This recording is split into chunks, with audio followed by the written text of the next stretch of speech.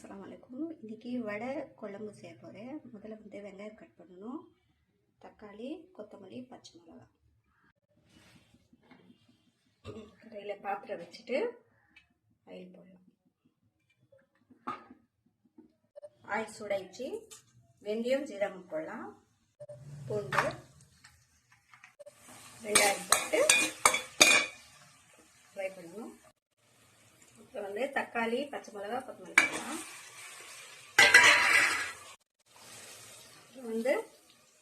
மஞ்சள் தூள், மிளகாய் தூள், கரம் மசாலா, தனியா தூள் போடலாம். புளி போடலாம். தண்ணி போடலாம்.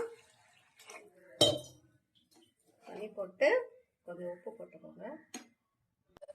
நல்லா கொதிக்குது. கொதிக்கிற அப்புறமா ஒன்றா வடை போடலாம். பாருங்க, வடை குழம்பு ரெடி ஆயிடுச்சு. நீங்கள் வீட்டில் செஞ்சு ட்ரை பண்ணி பாருங்கள். ஓகே ஃப்ரெண்ட்ஸ், என் சேனலுக்கு லைக் பண்ணுங்கள், ஷேர் பண்ணுங்கள், சப்ஸ்கிரைப் பண்ணுங்கள். அஸ்ஸலாமு அலைக்கும்.